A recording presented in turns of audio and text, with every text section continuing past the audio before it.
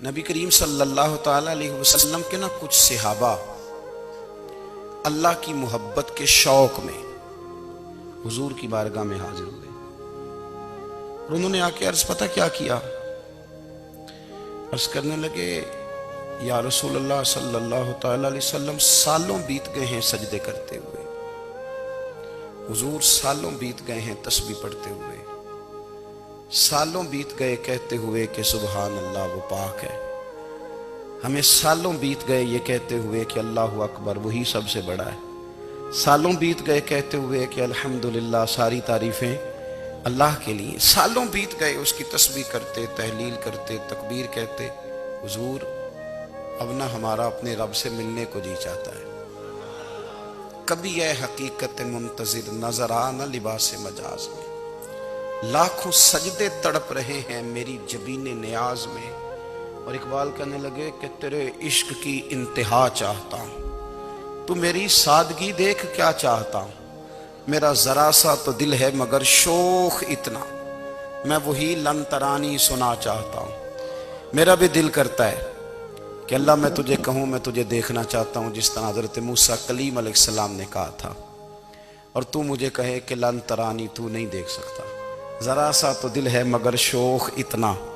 میں بھی وہی لن ترانی سنا چاہتا ہوں۔ پھر کہنے لگے بھری بزم میں راز کی بات کہہ دی، بڑا بے ادب ہوں سزا چاہتا ہوں۔ دیکھو سب لوگوں کے بیچ ہی میں نے یہ کہہ دیا۔ میرے عزیز صحابہ نہ شوق میں، کتنے سارے لوگ ہیں آپ، کتنی ماشاءاللہ بڑی تعداد میں آپ آئے، ہم بھی کبھی اس شوق میں گئے ہیں کہ ہمارے رب کو دیکھنے کو دل چاہتا ہے، ہمارا جی چاہے وہ کبھی ہمیں ملے،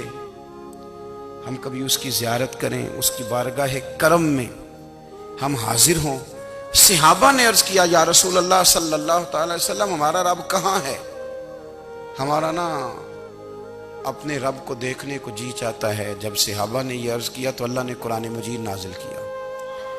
فرمایا وَإِذَا سَأَلَكَ عِبَادِي أَنِّي فَإِنِّي قَرِيبٌ، محبوب جب میرے بندے آپ کی بارگاہ میں آ کے میرے بارے میں پوچھے نا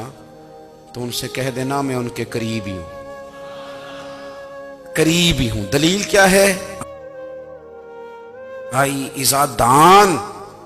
یہ جب بھی مجھ سے دعا مانگیں گے میں ان کی دعاؤں کو قبول فرماؤں گا،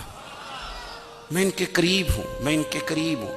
یہ جب بھی دعا مانگیں گے نا میں قبول کروں گا، میں ان کے قریب ہوں۔ اللہ تبارک و تعالیٰ کے بندے اللہ سے محبت کرتے، رب کی بارگاہ میں جھکتے، اس کو اپنے دکھ سناتے، اس کے پیارے محبوب صلی اللہ تعالی علیہ وسلم کا وسیلہ لے کے اس کے حضور حاضر ہو جاتے، پیشانیاں سجدوں سے روشن ہوتی۔ ہم نہ ہر چیز کے لیے وقت نکالتے ہیں، ہر چیز کے لیے، لیکن عبادت کے لیے وقت نہیں نکالتے۔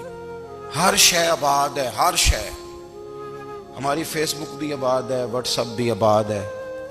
ہمارے ٹویٹر بھی آباد ہیں، ہماری ہر چیز آباد ہے، سب سے کم آباد ہمارا مصلی رہ گیا ہے، سب سے کم۔ وہ لوگ اب ڈھونڈنے سے ملتے ہیں جن کی بغل میں مصلی ہوتا تھا۔ میرے بھائی آپ کتنا کو دنیا کے پیچھے بھاگو گے تھکا دے گی، کتنا دولت کے پیچھے بھاگو گے تھکا دے گی، آپ جب اپنی زندگی میں جمع تفریق کرو گے نا تو مرتے وقت احساس ہوگا کہ سارا کچھ تو لوگوں کے لیے کیا، اپنے لیے تو کر ہی کچھ نہیں سکے۔ اور ہم عبادت کے معاملے میں بہانے بازی بھی کرتے ہیں،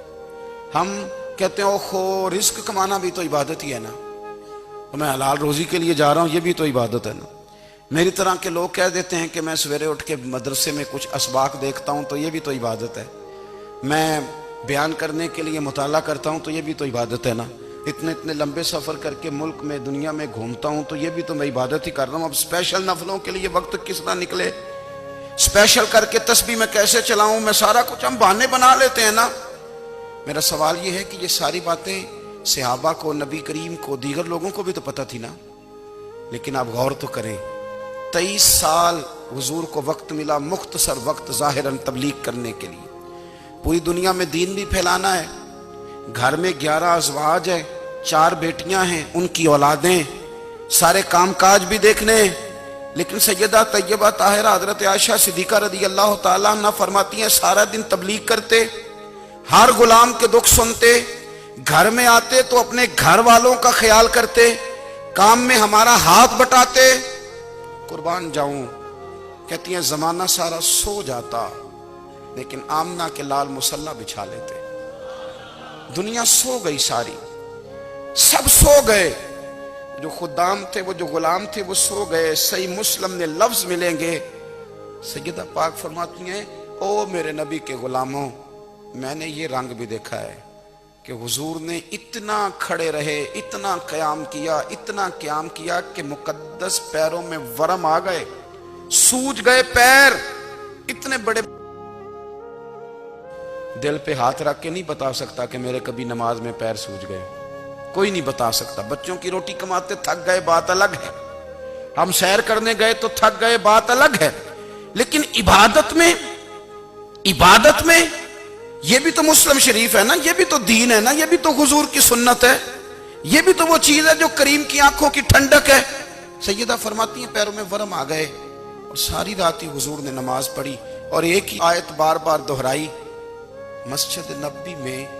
بلال حبشی نے فجر کی اذان دے دی اور حضور ابھی مصلی پہ تھے۔ کریم فارغ ہوئے، میں نے عرض کی یا رسول اللہ صلی اللہ علیہ وسلم، آپ کے تو صدقے اللہ اگلے پچھلوں کے گناہ معاف کرے گا، تو آپ اتنی آہوزاری کیوں فرماتے ہیں؟ آپ تو شفیع ہیں، آپ تو انبیاء کے امام ہیں۔ تو حضور نے فرمایا عائشہ تم نے گنوایا ہے نا میرے اللہ کی مجھ پر کتنی رحمت ہے، افلا اکون عبدا شکورا، فرمایا اگر اس نے اتنی نعمتیں دی ہیں تو کیا میں اس کا شکر گزار بندہ نہ بنوں؟ میں شکر گزار بندہ نہ بنوں اس کا؟ پھر اگر اتنی نعمتیں اس نے دی ہیں، مجھے اتنا نوازا ہے، تو پھر میں اس کے سامنے سجدے نہ کروں؟ او میرے بھائی، بڑے قابل فخر لوگ ہیں ہم کہ ہم نبی پاک کے غلام ہیں، ہم قابل فخر ہیں کہ نبی کریم کے غلام ہیں۔ کیا کبھی اس غلامی کے شکرانے میں بھی 2 نفل پڑھے ہیں؟ یا اللہ تیرا شکر ہے تو نے ہمیں حضور کا غلام بنایا ہے۔ یاد رکھیں کہ اپنی روحانی زندگی کو آباد کریں، استغفار پڑھیں، تسبیحات کریں۔